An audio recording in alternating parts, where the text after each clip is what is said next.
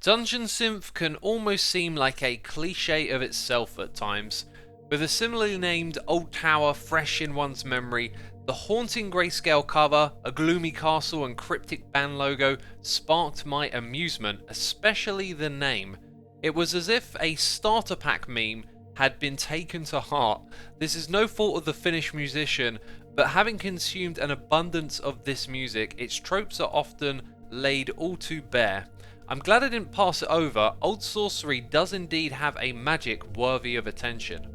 Opening with its decrepit lurching synth and lonely washes of airy ambience drifting from its piano chords, the slow-paced drawl of decaying nostalgia unfolds without surprise. Its atmosphere holds majesty and wonder, a sense of lost grandeur, magic and might buried by time and dust. It's at 8 minutes that the artist's flair comes to light, and a new dimension is steadily pried open with a deepening sense of wonder. Reminiscent of Tangerine Dream, Jean-Michel Jarre, and the likes of early electronic acts, the hypnotic whirl of a looping, oscillating synth seemingly rises from the ashes.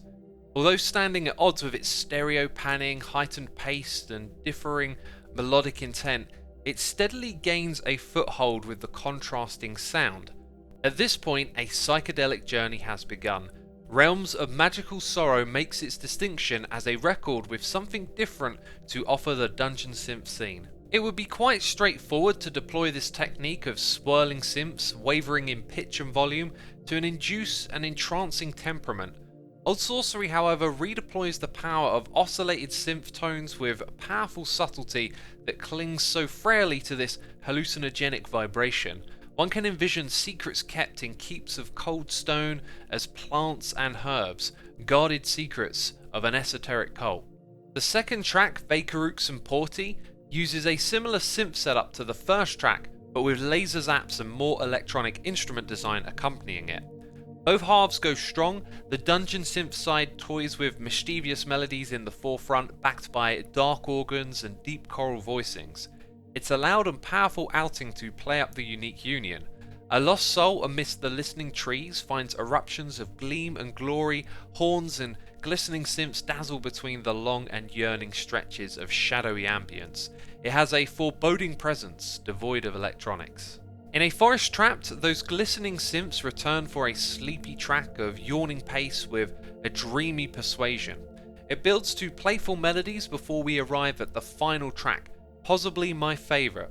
Further beyond the melancholic horizon, opens like an old tower track, deep drones of devilish dreariness lost in the distances. One can hear the deep gong strikes and eerie fuzz of ambiguity. Suddenly it gives way to a different composition, then taking a few minutes to arrive at the final destination. The next few minutes ponder the infinite, the synths ripple into the void, minimalism and subtlety slip into madness. It's a glorious moment in a song that goes through some vivid transitions that work masterfully. I did not expect to find such a rich experience within this genre I feel can so easily be overplayed. Old Sorcery has brought a sequence of deeply curious ideas that play into the dark, spiritual, meditative flows that I just love. With another 2 albums, there is more to be discovered now. Thanks for listening. If you'd like to see some more of my music blogs, go check the website out. Every page has over 1,000 articles sorted by artist, year, genre and more. Just hit Ctrl F and have a search for something that interests you.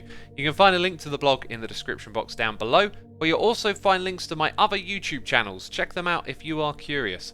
Thanks again for watching, and be sure to subscribe to catch the next upload.